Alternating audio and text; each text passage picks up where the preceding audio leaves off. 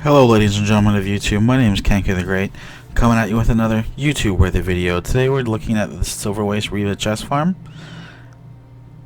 So to start off, first you go to your LFG, you go to Central Tier your squads, and you join the RIBA chest chain rotation that's being advertised. Then you click join in the Silver Waste. Now first you start off at Red Fort. You need to kill the Mordrahim in the fort, marked by the X crosses, and then kill the plant in the middle. The regular rotation is red, indigo, blue, and amber. Red is the southernmost fort, indigo is the middle fort, blue is the northernmost to the northwest, and then amber is the very last fort, which is marked. It'll be a little south. It'll be southwest of the starting location. So as you can see, I'm just getting random chests here and there, and then I looked at my keys and I forgot to buy keys. So you need to, I'll show you quickly how to get your keys. Go to this little merchant. He's at the very beginning where you first spawn in. Look at your currencies so you don't overbuy keys, because that is important later on. So just buy the bundle of 5, and you keep going until you have about 100.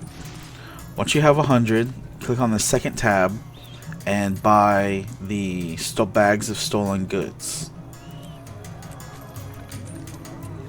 Once you have that, you just spend the rest of your currencies on the bags of stolen goods, which are denoted in those bags like that. They're like the World Reward bags that you get. They're very helpful and they're full of mats.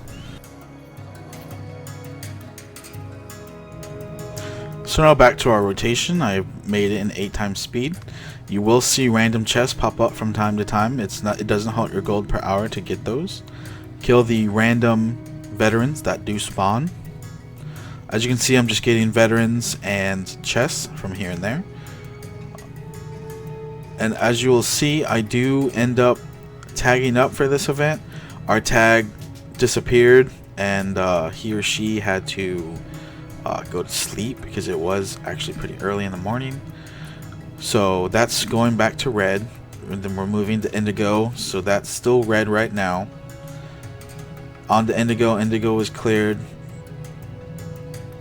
After indigo, we go to blue, and I'm just cleaning the vine rats, making sure I get that gold participation. 2 mobs is about bronze, 4 mobs is about silver, and then 8 mobs is gold. So once you killed about 8 mobs, then I would just move on to the next fort, so you maximize your gold per hour. So as the commander, if you do end up, getting experience and commanding this map, you can do Alt 1, 2 to 8 and click on the ground, and it'll mark a ray that marks chests. Once you mark the chests, everyone in your squad can see them no matter which squad line they're in. So I'm just doing the regular RIBA rotation, and I did speed this up 8 times for you guys just so you can kind of get a gist of what is going on. So for the most part, the RIBA rotation is very easy. Just keep getting chests as you see them here and there. For your shovel, I did not use a single shovel for this event. If I can make a suggestion, to save all of your shovels until you have a stack of 250, and then sell your shovels from anywhere from about 10 to 50 shovels is about 10 gold, depending on who you're buying from. And you can sell these to guilds. Once you have deposited, you can join a guild, then they will send you the gold. You will deposit the shovels into their guild bank, and then you can use it for upgrades. So those shovels are very important. So it takes about 45 minutes to complete the very first phase of the RIBA rotation. Once you're done with the RIBA rotation, there will be a breach. Now I will show you some of the general stats and statistics for the breach rotation. Once you've gone to the breach, there will be 4 different keeps that you can go to. So for the breach, red fort is Condi, no AoE, don't kill the bubbles. Indigo is range DPS, kill the bubbles. Blue is reflex, and amber is just regular melee DPS. So I'm going to Indigo. Stuff is burning really fast because I do have the commander tag on, and people, you know, they don't follow exactly what you say, even though you are tagged up. So once this is completed, the pack choppers will start to spawn.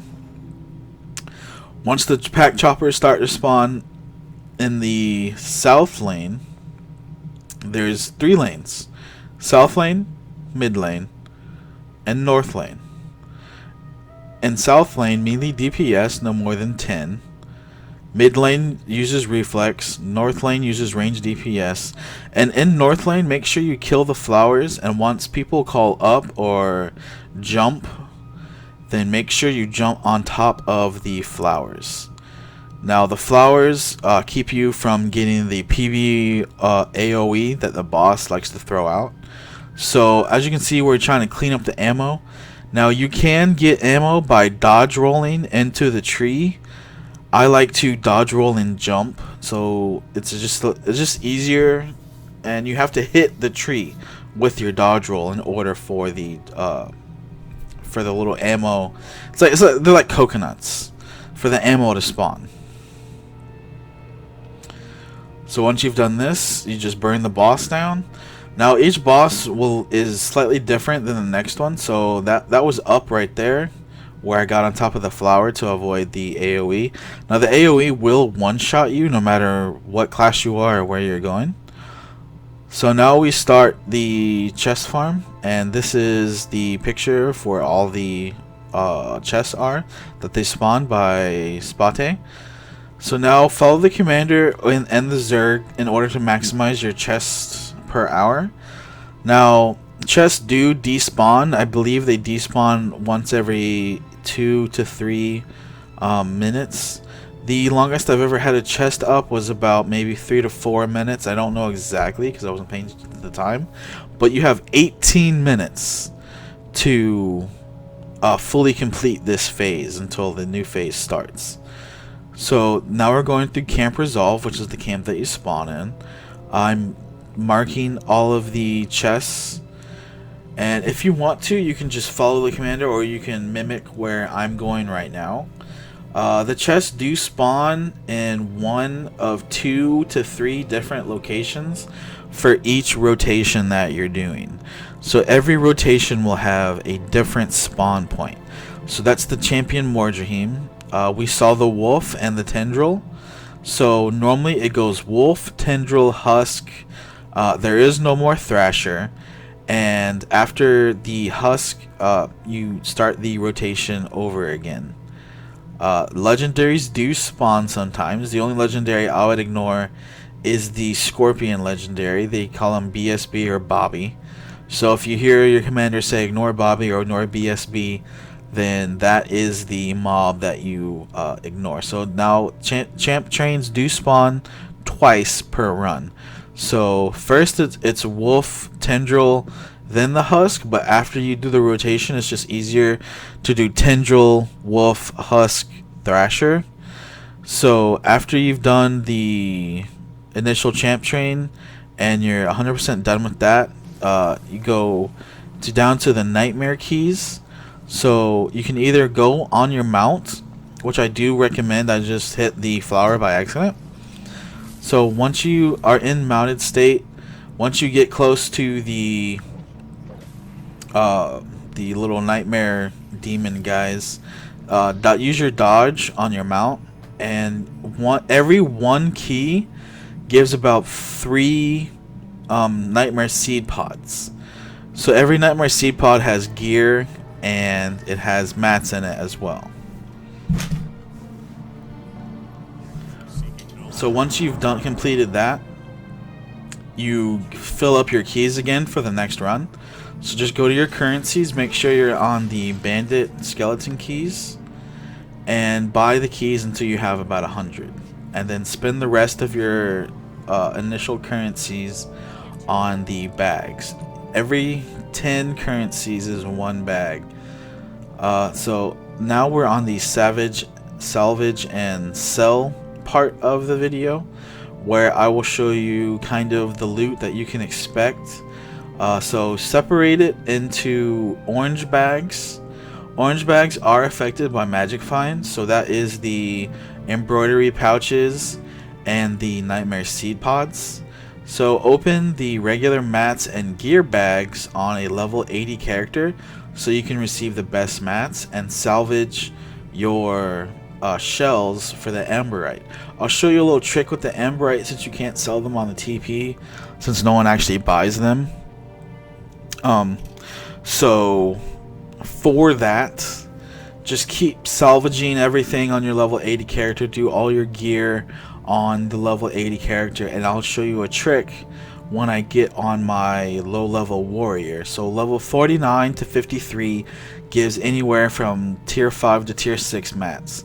So I'm getting the embroidery pouches. Now these are affected by magic find, so I am in the PvP arena and you can't use Omnom berries for it's only for level 80. So I use a magic find booster and a celebration booster.